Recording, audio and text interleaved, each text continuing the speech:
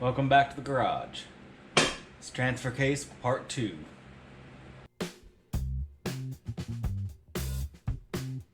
If you're new to the channel thanks to that recent bump the algorithm gave me, welcome. If you haven't seen Part 1 of this, I'll put it up here in the corner. I'll also put it down below in the description if needed. But let's do a quick review on why I had to stop where I was and how we're going to move forward. To start with, I did miss one kind of important thing that goes in the rear casting, so I'll be pressing that in along with its paper gasket. But one of the problems was this companion flange that goes on the output here. So I cleaned up the companion flange that was temporarily forgotten from the previous video, and on the surface it looks okay. I've had to install it and uninstall it and reinstall it repeatedly, but basically it bolts to this emergency brake drum. Not a lot of play on the spline, so it seemed like it was pretty good. Except the surface here is supposed to be nice and machine smooth, and this one has a few grooves in it, a bunch of pitting, and some damage in it where it was riding on probably a really bad seal for a long time. Probably had some dust and dirt in it. Also notable, it's missing a piece. It's supposed to have a cup here that holds a felt seal, similar to how this front yoke does. It has this little cup here that holds that seal. That's just straight up missing. So it required replacement. And the replacement looks basically identical, except not worn the heck out. And I guess interestingly, this came with a felt seal in it, so I won't have to worry about that. And that should work nicely. The old front yoke is still covered in a black oxide from the Evapo-Rust, but it cleaned up all right. If you remember from the first one, it slides out way too easy, which indicates a lot of spline wear. But I didn't know to look for this before, and now I do. That's a heck of a groove that's been cut into this machine surface. So that's not gonna seal right. So that needs replacement. So the replacement front yoke, it's got more oil than Texas. That's after wiping it down, but didn't come with the felt, but I've got those. Yeah, there we go. And it gets really hard to get on the splines right about there. So I'll have to hammer that on, but that should be more in line with how it's supposed to be. Not so easy to just come off. As I said in the other video, I really should have checked the tolerances on this shift fork. It's got too much play. It really is worn down. You can fit a lot of feeler gauges through there, way more than the 12 thousandths you're supposed to. So I've got what looks to be a new old stock covered in some Cosmoline, and just slipping it on here, you've got a heck of a lot less room to play than this guy does. It's very noticeable. So I'm not going to bore you with the details. I will tear this back down, swap out the shift fork, put it back together and get it back to this point, and we'll go from there. So after a 15-minute battle with the snap ring, here we are, old versus new. Quite noticeably, left side is the used one, right side appears to have been a new old stock one. One of these is not like the other. And if you kind of look at it's a GoPro, so it's not going to zoom, but the difference in thickness right there, it's significant. They have these little raised areas on both sides, and on my original one, they're just gone. So yeah, replacement is the correct move. So here's why it's important to check those shift forks. I'm going to insert a clip of what it was before I replaced the shift fork.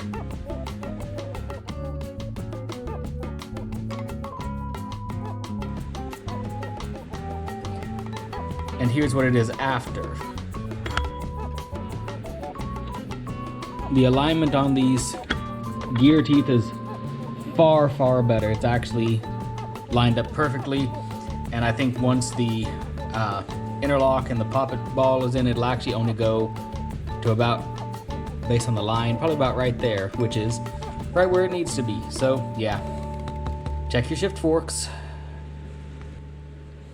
Not forgotten this time. Springy side in. Some wood to get it started, and a driver to finish it.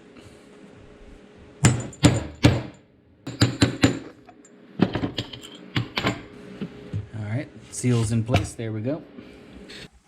We're taking a field trip over to the shop press with the oil pan for the Dana 18 because it's just still not flat.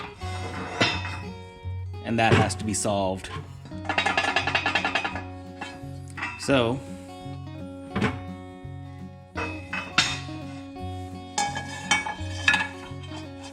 we'll start by just mashing down all of these bolt hole areas and see how it works.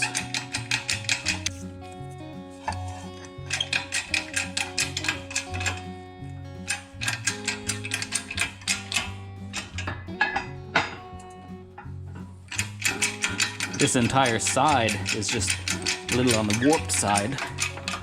Let's use these plates to squish it back down.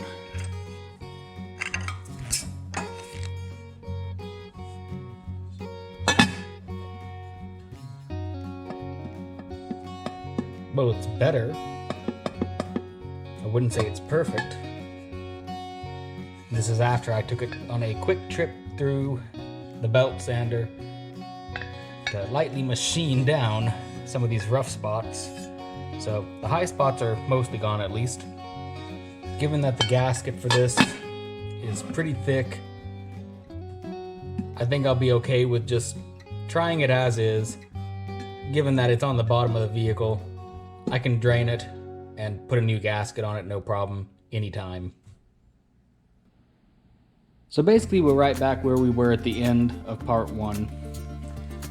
Got the brake shoes and springs on, got the adjustment done, got the companion flange kind of bolted up here, but we're still kind of back to the surface of the drum. Basically the consensus from the manuals and from the internet, the consensus is that there is no spec. They say don't bother. If you can put this drum on and then pull this lever just a little, well, dang it, and pull the lever just a little bit and it stops that drum, you're good. So people on the internet said this, so it must be true, right?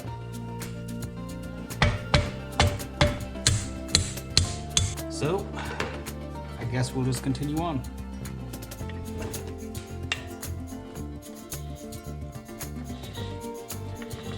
All right, so it spins.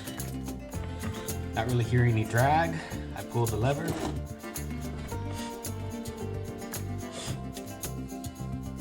And that stops pretty solid.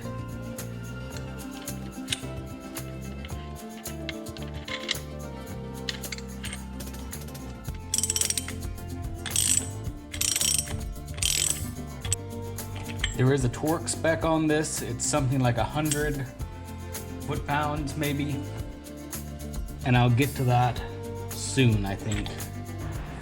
Got the front yoke ready to go.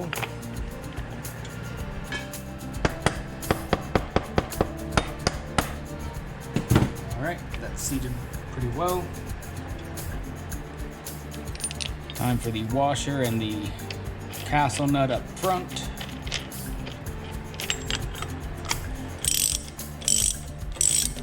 So we'll need to torque this down to, I looked it up, it's actually 120 foot-pounds.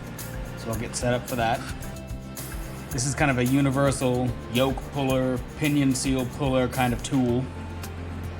We'll accept a breaker bar over here, and I should be able to torque it to spec here.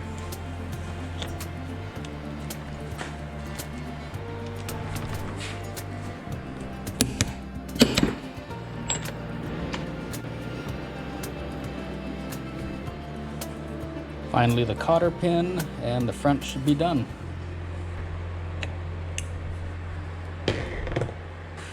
Well, that's not exactly the prettiest cotter pin, but it should do the job. And with the backside tightened to spec, we'll get this last cotter pin in.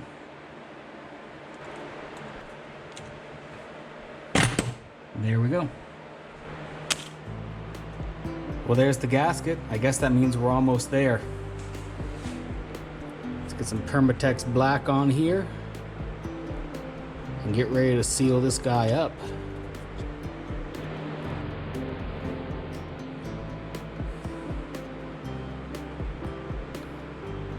There you go. Ton of Permatex. Hopefully just enough to get a good seal.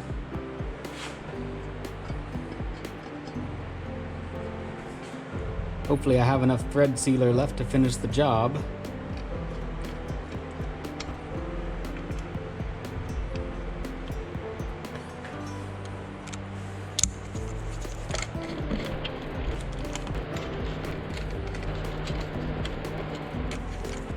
Per the instructions on the Permatex, I'm gonna wait an hour and then torque these to spec. That also gives me an hour to look up what the spec is. Don't forget the safety wire.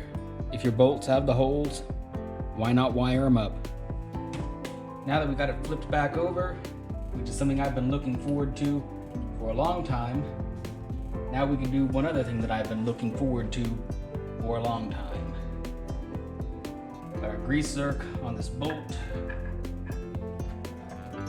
Let's get these shift levers in. This is temporary, I think. I may have to heat up one of these levers at least and bend it. I remember in the early days when I was just trying to play with it, one of these kept falling off of the shift rail, so I think it was this one. There we go.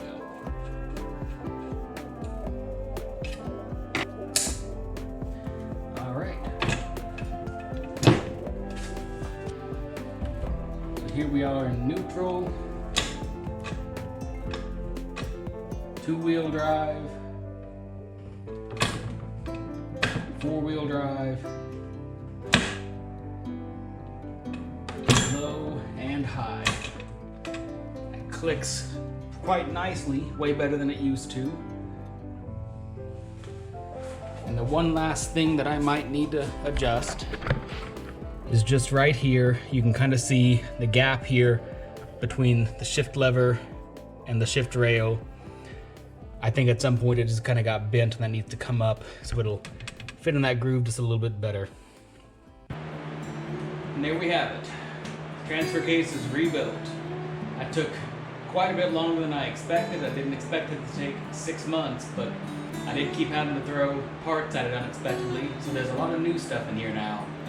So with any luck, I won't have to deal with this for the next 70 years. If you liked the video, or if you found it interesting in some way, do me a favor and leave me a like or leave me a comment below. It really does help the channel grow because it does weird things with that YouTube algorithm. So thanks for watching, and I'll see you guys on the next one.